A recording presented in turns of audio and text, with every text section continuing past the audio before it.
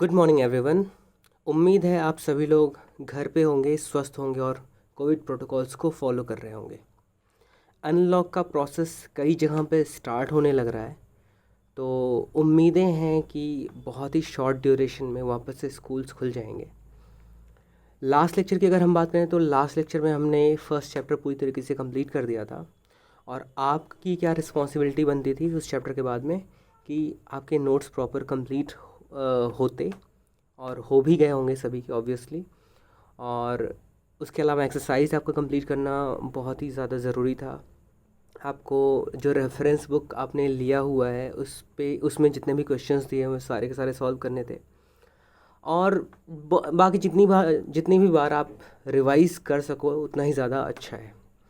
आज हम स्टार्ट करने वाले हैं सेकंड चैप्टर, और सेकंड चैप्टर का नाम है एसिड्स, बेसिस एंड सॉल्ट्स।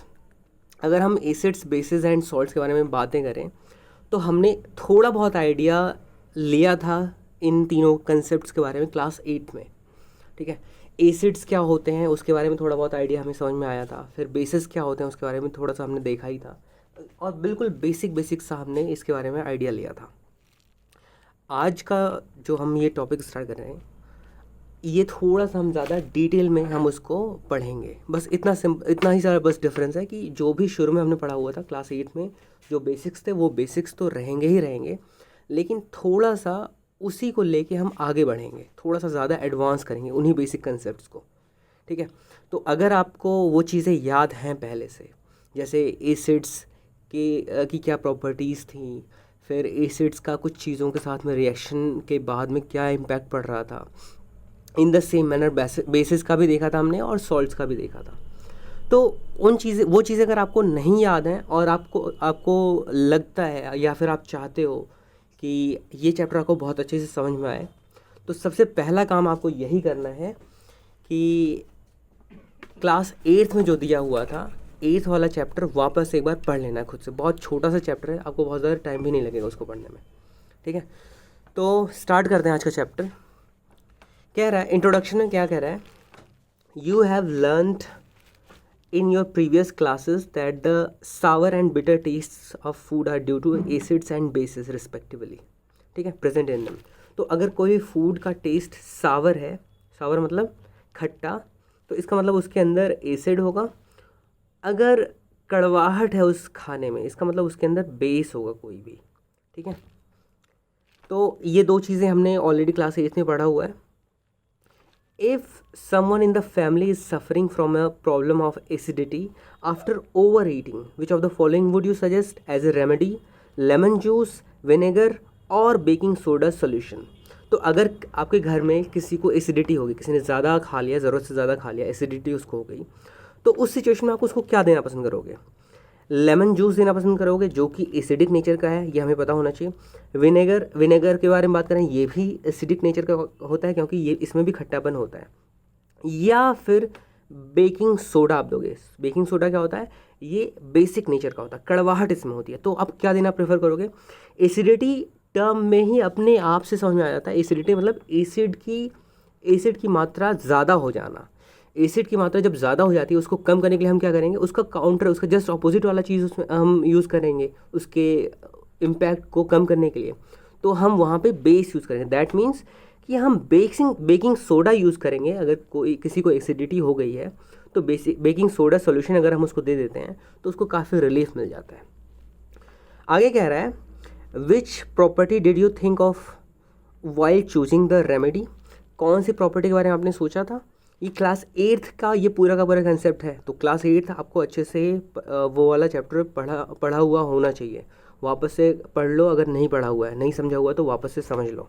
ठीक है, फिर इसको जब पढ़ोगे तो ज़्यादा मज़ा आएगा, ज़्यादा चीज़ों को रिलेट कर पाओगे। Surely you must have used your knowledge about the ability of acids and bases to nullify each other's effect. तो एसिड के इम्पैक्ट को कम करने के लिए या ख़त्म करने के लिए हम बेस का यूज़ करते हैं। In the same manner base का इम्पैक्ट ख़त्म करने के लिए हम एसिड का यूज़ करते हैं। ऐसे एक दूसरे के इम्पैक्ट को वो नलीफाई कर देते हैं। Recall how we tested sour and bitter substances without tasting them. हमने बिना टेस्ट किए, बिना जीभ पे रखे कुछ ऐसे भी तरीके अपनाए थे जिससे हमें पता चल जाता था कि कोई भी चीज़, कोई भी सब्सटेंस है वो सावर टेस्ट का है या फिर बिटर टेस्ट का है, या फिर सावर टेस्ट जो होगा वो ऑब्वियसली एसिडिक नेचर का होगा। तो एसिडिटी किसी भी सब्सटेंस की मेजर करने के लिए हमने उसको टेस्ट नहीं किया था। In the same manner bitterness या फिर बेसिसिटी चेक करने के लिए हमने उसको जीभ पे रख के टेस्ट नहीं किया था। हमने ऐसे भी मेथड्स देखे हुए थे। यही कह रहा है। आगे बढ़ते हैं। You already know that acids are sour in taste and change the color of blue litmus to red। ठीक है, तो क्लास 8 में हमने पढ़ा था कि एसिड जो होते हैं, एक लिटमस पेपर होता है, वो अगर ब्लू कलर का है तो उसको रेड में कन्वर्ट कर देता है। वेयर एज बेसिस जो होते हैं वो बिटर होते हैं और ये रेड लिटमस को ब्लू में कन्वर्ट कर देते हैं। ठीक है, आगे कह रहा है litmus is a natural indicator. Indicators क्या होते हैं? इंडिकेटर्स ऐसे सब्सटेंसेस होते हैं जो किसी भी तरह की सब्सटेंस की एसिडिटी, बेसिसिटी या फिर वो सॉल्ट है या नहीं, इसके बारे में वो आइडिया दे देता है। ठीक है, turmeric is another such indicator. Turmeric क्या होता है? टर्मरिक मतलब हल्दी। हल्दी एक ऐसा इंडिकेटर है जो ये बताने के लिए, ये बता सकता है बिना हम वो बेसिकली अपना कलर चेंज कर लेता है और इससे वो पता चल जाता है कि कोई भी सब्सटेंस एसिडिक नेचर का है, बेसिक नेचर का है या फिर सॉल्ट वाले नेचर का है। ठीक है, have you notice that a stain of curry on a white cloth becomes reddish brown when soap which is basic in nature is scrubbed on it. तो क्या होता है, अगर आपके शर्ट पे दाल गिर गया हो या फिर पीला कलर का कुछ भी सब्सटेंस लग गया, स्टेन लग गया हो, ठीक है, तो ऑब्वियसली उसमें हल्दी पड़ा होगा तभी वो स्टेन लगा, क्योंकि हल्दी डाई की तरह एक तरीके से काम करता है। तो उसके ऊपर जब आप साबुन रगड़ोगे या साबुन का झाग उसके ऊपर जैसे ही पहुँचेगा तो वो येलो की जगह पर उसका कलर रेड हो जाता है। ठीक है, तो ये चीज़ क्यों हो रहा है? क्योंकि जो साबुन है वो बेसिक नेचर का था और जो भी ये टर्मरिक पाउडर है, टर्मरिक पाउडर एक तरीके से इंडिकेटर था। तो जैसे ही बेस के साथ में, बेस के कांटेक्ट में आया, वैसे उसने अपना कलर येलो से क्या कर लिया? रेड कर लिया। दैट मीन्स कि अगर कोई भी टर्मरिक पाउडर का सोल्यूशन हो या फिर टर्मरिक पाउडर का पेस्ट हो, अगर उसका कलर येलो से रेड हो जा रहा है जिस सब्सटेंस में डालने पे, इसका मतलब वो सब्सटेंस का नेचर क्या होगा? बेसिक नेचर का होगा। ठीक है, आगे कह रहा है it turns yellow again when the cloth is washed with plenty of water. अगर ढेर सारा पानी हमने डाल दिया तो वापस से उसका कलर रेड से येलो में कन्वर्ट हो जाता है। क्यों? क्योंकि अब वापस से बेस के कांटेक्ट में नहीं रहा, तो अपना नेचुरल कलर में वो आ गया।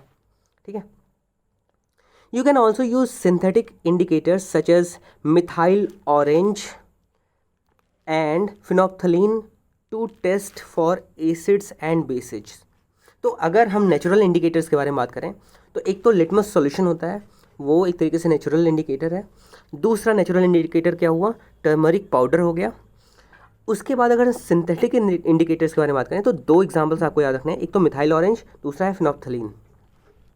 इन this chapter we will study the reactions of acids and bases, how acids and bases cancel each other's effects and many more interesting things that we use and see in our day to day life. तो इस chapter में हम क्या पढ़ने वाले हैं?